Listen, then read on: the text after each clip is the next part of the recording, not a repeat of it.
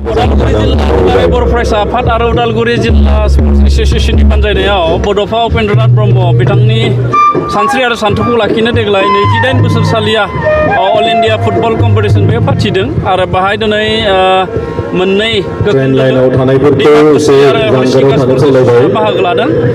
बोथोरा जोबोद गाज्रिब्लाबो गोबां रायजो राजा आरो बे ओनसोलनि इन्टेलेक्सुवेलफ्रा बे गेलेनायखौ नायनो फैदों। आङो जोबोद मोजां मोनदों आरो जा थांखि आरो नोजोरजों बे जोलुर बादायलायनायखौ खुंदों बे नोजोर आरो थांखिया जाहाथे जाफुंसारो आं बेखौनो हास्थायो।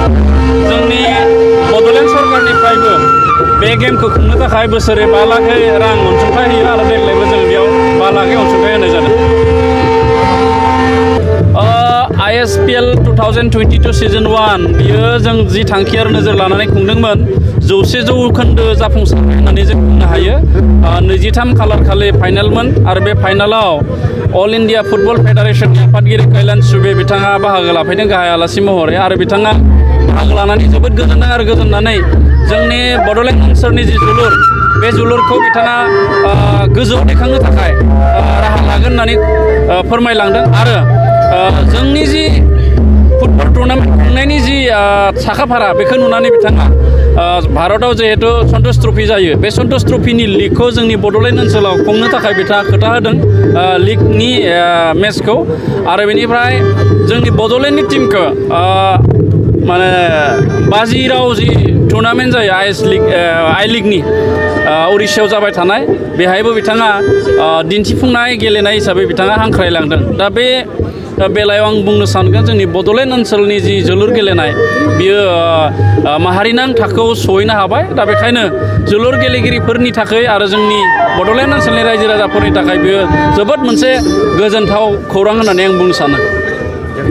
गिबि गिबियावनो नोंथांमोनखौ गोसो गोरबोनिफ्राय हामबाय होनदों आरो लोगोसे बे कालि फुजा देवालिनि हामलायनायखौ बावहरग्रोनाय थाबाय।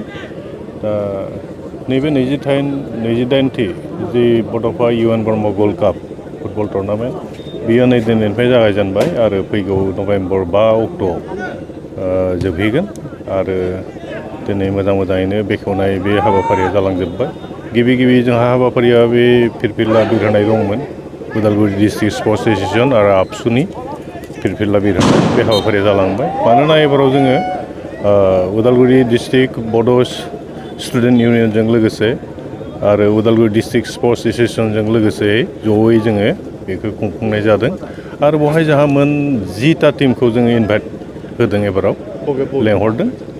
दा बेयो जोंहा लुकास सकार FC केरेलानिफ्राय दङ आरो बेनि उनाव ACB गुवाहाटी इउनाइटेड चिरां दुवार FC चिरां आरो बेनिफ्राय क'क्राझारनिफ्राय दोङो बारहुंखा क्लाब आरो डिमाकुसि अर्गेन क्लाब नोंथांमोना नुगासिनो दं दा गेलेगासिनो दङ हरिसिंगा रिजनेल स्पर्ट्स एस'सियेसन।